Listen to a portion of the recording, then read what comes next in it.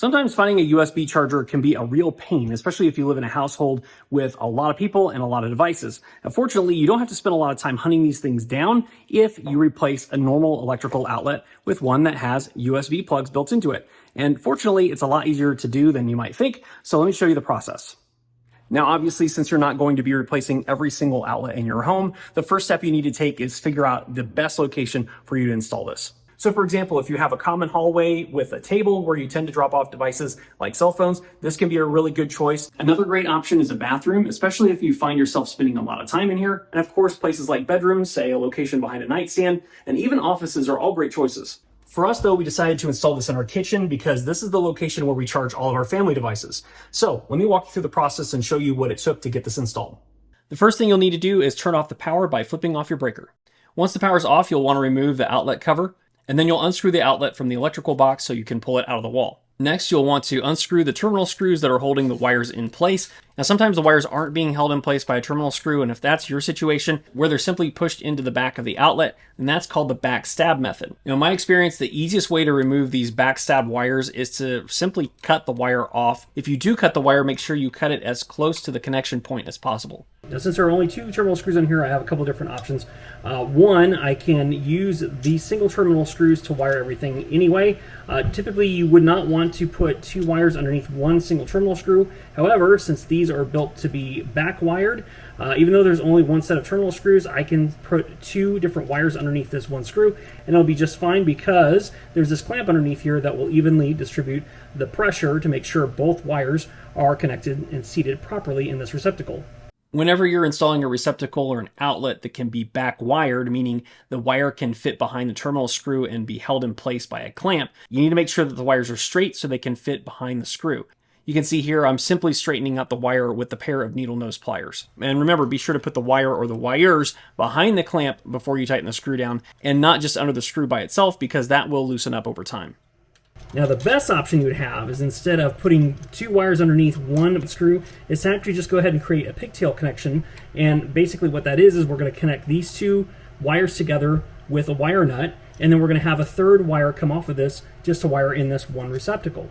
Now, that's going to give us the best connection, and it's going to be the most accepted practice. So I'm going to take some extra wire here so I can cut off part of this and use the wire inside of this to make that pigtail connection and have that final termination point to the receptacle.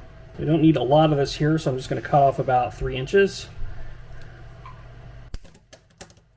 We're going to need the hot and the neutral wire as well, and the rest of this we can get rid of. Next, we need to strip this connection here. So since this is 12 gauge wire, we're going to go right into here. And we're going to do the same thing for the other side. Now, instead of using traditional wire nuts, I'm going to use these Wago lever nuts, because this is going to be a lot easier for us to install. And if we ever need to swap this out in the future, it's going to make that job a lot easier. So stick the wire inside, put the pigtail in here first, close it down, and then we'll make the other two connections. Making sure that insulation is all the way inside of this connector.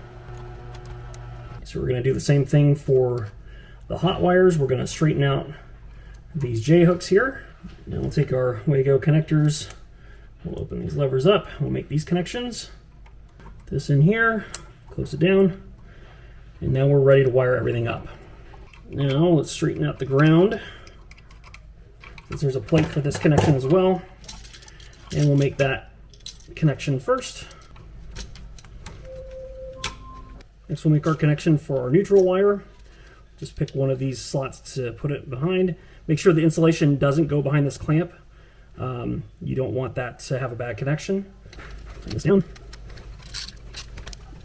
Okay, same thing for the hot wire. Now we'll push everything back into the box.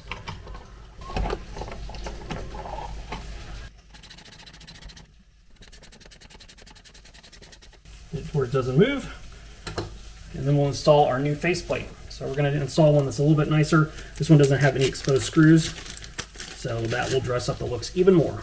With these, they usually have an orientation, so make sure you install these the right way so you don't have to pull them back off later.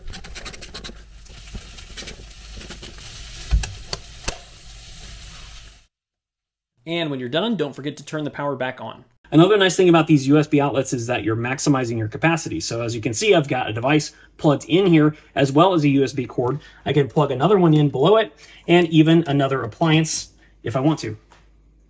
When it comes to choosing a USB outlet, you've got a lot of different options too. Like you can see here, the one I installed has both a USB-A port and a USB-C port. Now I could have gone with one that had 2 USB-A ports or 2 USB-C ports, depending on what my preference was. But because I have a mixture of different cords and different devices, I wanted to get one that had 1 port each. As far as what device you should pick, obviously you're going to know your specific situation better than I can, but I will have links in the description of this video that will go to the different products that I've installed and used here. Hopefully you found this video helpful. If you did, be sure to hit the like button and also check out this other video next. I'm sure you'll like it too. All right, thanks for watching. I'll see you in the next one.